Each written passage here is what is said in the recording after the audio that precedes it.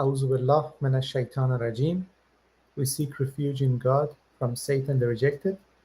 Bismillah ar-Rahman ar-Rahim. In the name of God, most gracious, most merciful. Salãmun Alaykum. Peace be upon you. God willing, today we will start another session for the studying of the appendices of Quran, the Final Testament, translated by Dr. Rashad Khalifa, the Messenger of the Covenant. In the previous sessions, we were talking about the beginning pages of Appendix 1, and last session we talked about Surah 68, the pen, Al-Qalam, which starts with Noon Vav Noon. And God willing, today we want to start with a section about Saad. But before we start, I would like to introduce to you a very wonderful source that you could use in order to see the letters basically counted by Dr. Rashad Khalifa in a book called Quran, Visual Presentation of the Mathematical Miracle. And for example, this is for Surah 68, Surah Al-Qalam, that we talked about last session. And this is on page 90 of the book. And if you look at this book, you will see that the version of the Quran that Dr. Rashad Khalifa had starts with Noon Vav Noon. And last session we talked about this fact that this verse, the first verse of Surah Al-Qalam, should start with Noon Vav Noon, and therefore the count of the letter Noon in this surah is 133, which is 19 times 7. And we went through all the historical as well as the mathematical proofs that have been presented to us, that proves to us beyond the shroud of a doubt that this surah should start with Noon Vav Noon instead of Noon as you see in some of the prints. For example, this print that I have, and I have already left the link for you under the previous video, and you see that it starts with Noon, but actually it should be Noon Vav Noon. That brings the count of the Noon to 133, which is a multiple of 19. God willing, today we will start with this section on Saad. So this initial prefixes 3 surahs, 7, 19, and 38. And the total occurrence of the letter Saad in these 3 surahs is 152, or 19 times 8. Look at table 2. And this is the table 2 if we want to look at the frequency of the count of S or Saad in these 3 surah and how it becomes a multiple of 19. So there are 3 surahs in the Quran, Surah 7, 19, and 38, which start with Saad, either Saad alone or a combination of Saad and some other letters. Now, I would like to start with Surah 7, Surah Al-Araf. And it starts with Alif Lam Mim Saad. And so we have 3 other letters which have come with Saad as well. So if you count the Saad in this surah, it will be 97 counts of Saad. However, I haven't included this surah in my Google Drive folder that I have provided the link for you for the previous surahs, because I'm also counting the Alif, Lam, and Mim in this surah, and God willing, whenever it is ready, I will take a photo of the whole surah and put it in its respective folder. But I just took a photo of the first 2 pages of this surah for you to see what I have done with regard to Surah Al-Araf and how I have highlighted the Saad in this surah.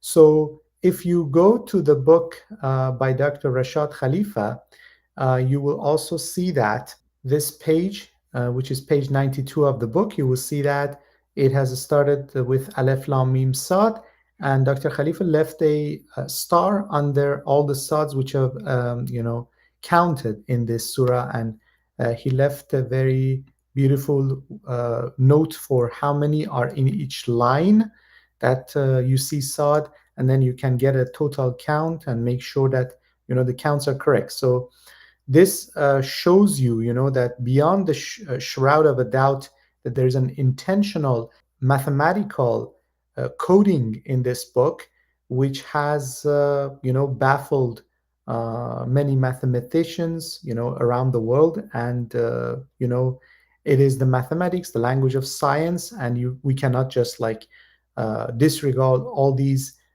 counts and the fact that they become a multiple of 19, and the pattern that emerges is regardless of the initial surah, we see that, you end up with a multiple of 19. And the beauty of the matter is that we have different types of counting. For example, in Surah Nun, you have 133 counts of Nun in one surah.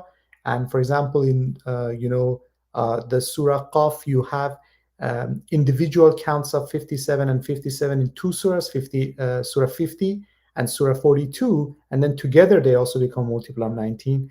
And here we have a different type of count, and it is the count of Saad in three surahs together, which interlockingly connects these three surahs together and makes it actually a multiple of 19. 19 times 8, 152 counts of Saad in three surahs.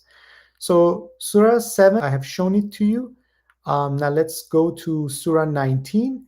Luckily, I have the count of Surah 19 here completely, and it is in a Google Drive folder. I will leave the link below the video, God willing, and you can take a look at it later for yourself.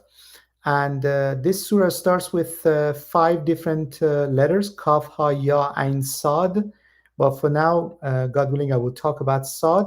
We have the 26 counts of Saad in this surah, and I have highlighted it with basically yellow. So if you just go to different pages, you will see that Saad is highlighted as yellow. So this is the last page of Surah 19, which is Maryam or Mary. And then we have another surah, which is the 3rd surah of the count of for the count of Saad, and the name of the surah is Saad, and it starts with Saad, and there's only 29 counts of Saad in this surah. And if you pay attention, you see that for Surah 38 it's 29, for Surah 19 it's 26, and for Surah 7 it's 97 counts of Saad, and together we have 19 times 8. Now let's continue with the rest of the appendix. It is noteworthy that in 769, that is Surah 7, which is Al-Araf, verse 69, the word bastatan is written in some printings with a sad instead of sin. This is an erroneous distortion that violates the Quran's code. By looking at the oldest available copy of the Quran, the Tashkent copy, it was found that the word bastatan is correctly written with a sin. See the photocopy below. And if you look at this Quran, this is written with a different script, which is called the Kufi script. If you're familiar with the Arabic, then you would be able to take a look at this one and also recognize the letters. And this is the word, bastatan, and it has 4 basically letters, and this is be and sin and ta and then he, right? So basically we see that in this copy that we have here in the Tashkent copy, it's a sin and not a sad. And how do we understand that? If this one was sad, then basically the count of the letter Saad in this surah would have become 98 instead of 97, and then the whole system would have collapsed. The whole counting of Saad and it becoming a multiple of 19 would have collapsed. Then based on that, we understand that this is a sin, not a Saad. Okay, so this is erroneously written with a Saad in many copies. But then the interesting thing is that even if you go to a website like Quran.com, you see that it is written with Be, Sad, Te, He, and then there is a small sin on the top of it as well. So they were not sure which writing it was. So basically, based on the Quranic mathematical miracle, based on the number 19, we understand that this should be a sin, not a Sad. So the Sad is wrong here, and it should be a sin, because the count of the letter Sad should be 97 in this surah. So this is a very beautiful system that shows us how Quran is written and with what script it is written, and this is like something which is guarding against potential fabrications or distortions in the writing of the Quran, or anything to be added to it or to be taken away from it. Now there is a historical note here. The momentous discovery that 19 is the Quran's common denominator became a reality in January 1974. coinciding with Zulhijjah 1393 AH, which is after Hijrah. The Quran was revealed in 13 BH before Hijrah. This makes the number of years from the revelation of the Quran to the revelation of its miracle 1393 plus 13, which equals 1406. So 1406 equals 19 times 74. As noted above, the unveiling of the miracle took place in January 1974. The correlation between 19 times 74 lunar years and 1974 solar years could not escape notice. This is especially uncanny in view of the fact that 19 is mentioned in Surah 74, interestingly enough. So number 19 is mentioned in Surah 74, Surah Al-Mudassir, or the hidden secret, So if you go to Surah Al-Mudassir, we can read the verses and see what it says. The Quran's common denominator, over it is 19, verse 30, Surah 74, Al-Mudassir, or hidden secret. And if you remember in the second session of this series, I talked about the numbers which are mentioned in the Quran. And 19 is a number which is mentioned in the Quran only in this surah. Nowhere else you can find the number 19, and that's very interesting. So there's a footnote for this verse and the rest of the verses that, God willing, I will read for you. This, one of the great miracles, provides the first physical evidence that the Quran is God's message to the world. This 19-based miracle is detailed in Appendix 1. Now let's read verse 31. We appointed angels to be guardians of hell, and we assigned their numbers 19.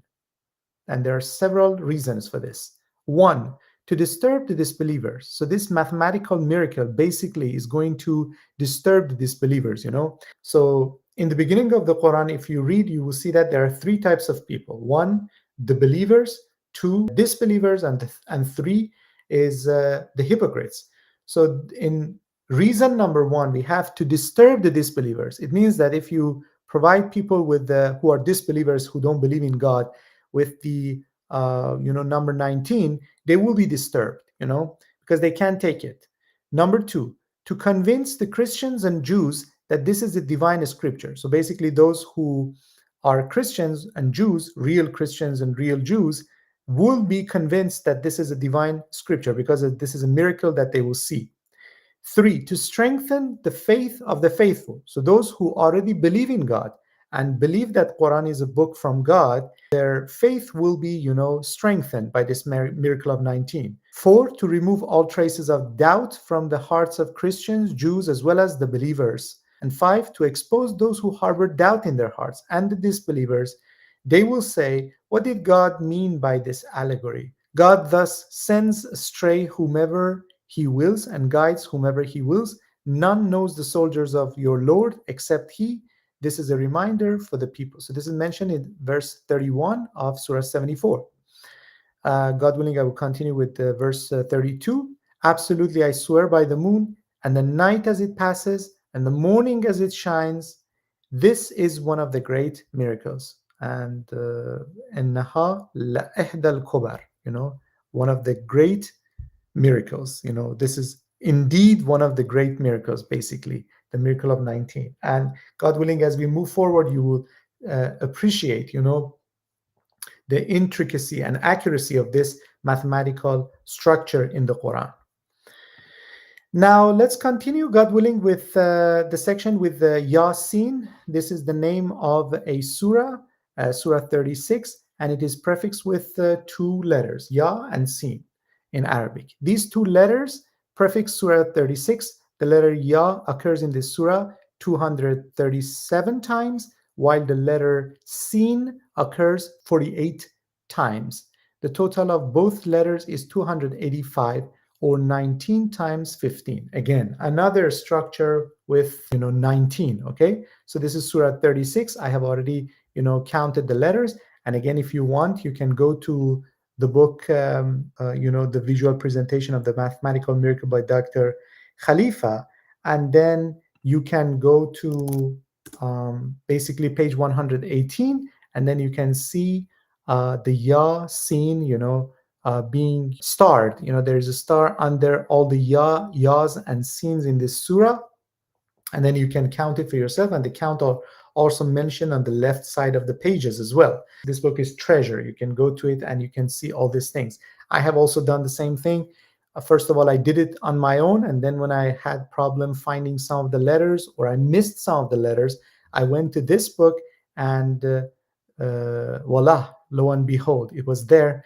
And I was unable to see that at that moment, but then when I saw it, I counted it, and accurately enough, that is exactly the number of ya's and the number of sins. So 237 ya, as it is mentioned here in the appendix, 237. You're more than welcome to sit down and count it for yourself. And sin 48 times. And the total is a multiple of 19. It is noteworthy that the letter ya is written in the Quran in two forms. One is obvious and the other is subtle. The subtle form of the letter may be confusing to those who are not thoroughly familiar with the Arabic language.